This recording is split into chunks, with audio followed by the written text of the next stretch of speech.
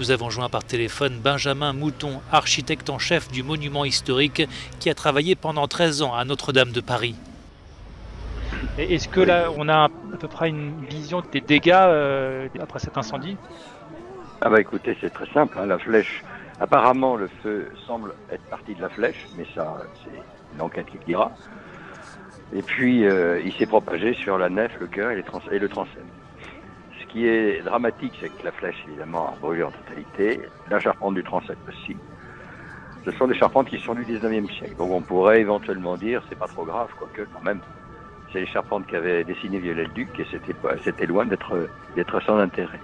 En revanche, la charpente du chœur est une charpente de la fin du XIIe siècle. Et la charpente de la nef est une charpente du début du XIIIe siècle. Et il y a une espèce de filiation entre les deux. Alors ces deux charpentes se sont effondrées. Et on avait cru à un miracle jusqu'à maintenant, puisque en se disant, la cathédrale traversait tellement de vicissitudes, c'est quand même un miracle que ces charpentes soient encore debout. Et ben voilà, ce soir ça s'effondre. Donc ça veut dire que là, ce sont des éléments qui sont vieux de 6 ou 7 siècles et qui sont partis en fumée. Absolument, c'est rarissime, c'est une des parties les plus précieuses de la cathédrale.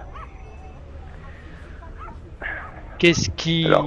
Alors là, le feu a pris donc sur le toit. Est-ce qu'il y a d'autres éléments qui risquent d'avoir brûlé dans la cathédrale? Écoutez, pour le moment, le comble est séparé de l'intérieur de la cathédrale par les voûtes. La question des voûtes, elle est cruciale. C'est-à-dire qu'en fait, la flèche s'est effondrée sur la voûte du transept, de la croisée du transept, qui est connue pour avoir une stabilité relativement limite. Donc, est-ce qu'elle a pu encaisser le choc mécanique de la flèche qui est tombée dessus? Première question. Deuxième question, les bois ont continué à se consumer sur la surface des voûtes. Ça veut dire que les voûtes ont été calcinées et elles se sont donc, en étant calcinées, elles ont perdu de leur résistance là où justement elles sont en compression. C'est-à-dire l'endroit qui assure la stabilité des voûtes est en voie d'être très fortement affaibli.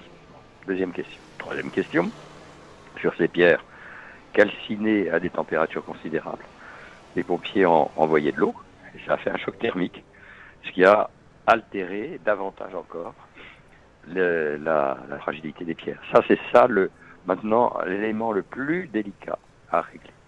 S'il y a des problèmes de stabilité dans la voûte, à ce moment-là, la voûte risque de s'effondrer. Je pense surtout à la voûte du transept. Les autres voûtes, je suis pas trop inquiet. Elles font 25 cm d'épaisseur. Bon. On est tous sous le choc ce soir en regardant ces images. Vous qui êtes architecte, qui avez travaillé sur Notre-Dame, quand vous avez vu ces images, quelle a été votre réaction? Bon, qu'est-ce que vous voulez que je vous dise? Je suis bouleversé. Voilà.